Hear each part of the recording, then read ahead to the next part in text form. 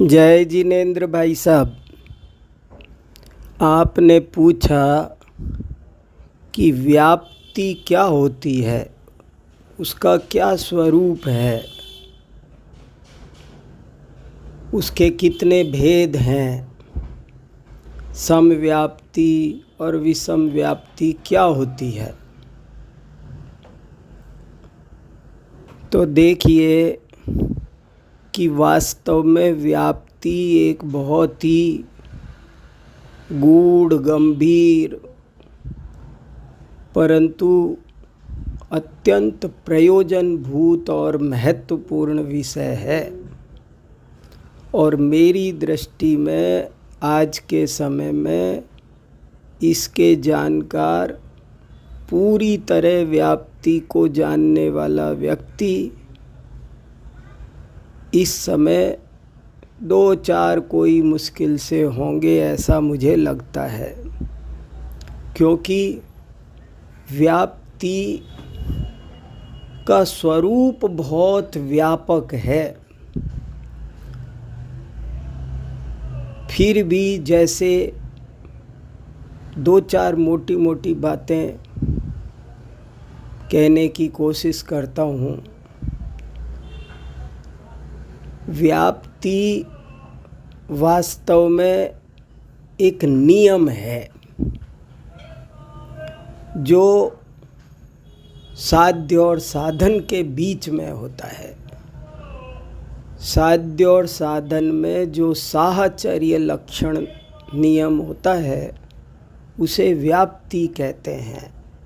इसके आधार पर ही हम साध्य को जान पाते हैं, साधन का निर्णय कर पाते हैं, अथवा यही विषय कारक तत्व मीमांसा में भी जाता है तो व्याप्ति से ही वहाँ पर भी कारण कार्य व्यवस्था को भली भांति समझा जा सकता है। कौन सच्चा कारण है और कौन सच्चा कार्य है, ये निर्णय भी व्याप्ति से ही होता है। दरअसल व्याप्ति एक बहुत ही ज़रूरी विषय है जिसको समझे बिना ना तो हमको अच्छी तरह ज्ञापक तत्व मीमांसा समझ में आ सकती है और ना ही हमें कारक तत्व मीमांसा समझ में आ सकती है। इसलिए मेरा सोचना है कि व्याप्ति पर एक स्वतंत्र गोष्ठी होनी चाहिए, एक विचार विमर्श जरूर होना चाहिए, एक शोध प्रबंध लिखना चाहिए।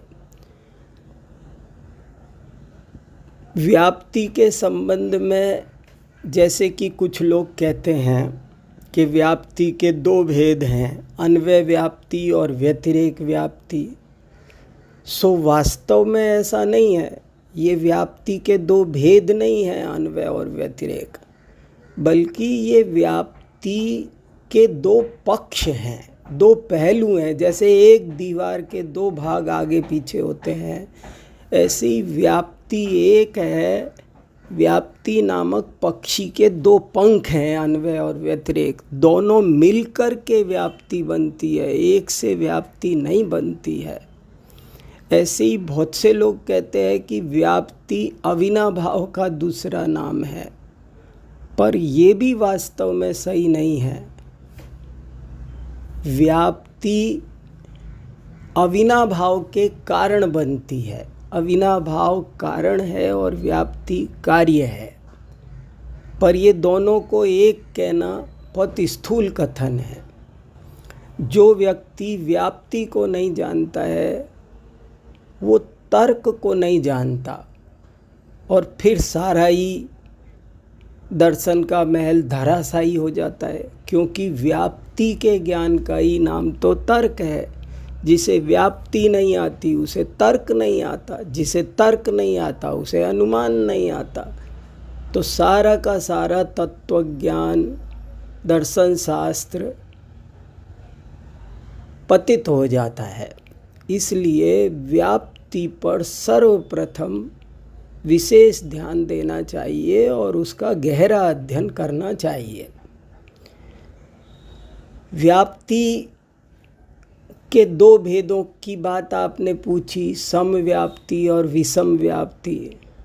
सो इसकी चर्चा इस प्रकार आई है कि जब दोनों तरफ से व्याप्ति लग जाए तो उसे समव्याप्ति कहते हैं, और एक तरफ से लगे तो उसे विषम व्याप्ति कहते हैं। जैसे कि जहाँ जहाँ ज्ञान है वहाँ वहाँ आत्मा है, और जहाँ जहाँ आत्मा है वहाँ वहाँ ज्ञान है। ऐसे हम दोनों तरफ से कह सकते हैं। इसलिए कहा जाएगा कि ज्ञान और आत्मा में पाई जाने वाली व्याप्ति समव्याप्ति है। लेकिन राग और आत्मा में पाई जाने वाली व्याप्ति वहाँ भी है, लेकिन वो विषम व्याप्ति है, क्योंकि जहाँ जहाँ राग है वहाँ वहाँ तो आत्मा है, लेकिन जहाँ जहाँ आत्मा है वहाँ वहाँ राग नहीं है। इसलिए इसे विषम व्याप्ति कहते हैं। फिर जब हम इसको थोड़ा डिटेल में समझेंगे तो अनेक नयों से भी व्याप्ति समझी जाती है। निश्चय व्याप्ति, व्यवहार व्याप्ति, व्याप्य व्यापक संबंध भी उपचार से व्यापक होते हैं, परमार्थ से व्यापक होते हैं। ऐसे मुझे लगता है व्याप्ति एक बहुत ही ज़रूरी विषय है, जिसको समझ करके ही हम न्याय शास्त्र को और दर्शन शास्त्र को समझ सकते हैं, ऐसा मेरा समझना है। और ये विषय बहुत गूढ़ गंभीर है। मुझे लगता है हम लोग अभी इस विषय को अच्छी तरह समझ नहीं पा रहे हैं, जैसा कि शास्त्रों में विस्तार से विविध आयामों के साथ इसे समझाया गया है। उसे हम सबको समझना चाहिए। जय जिनेंद्र।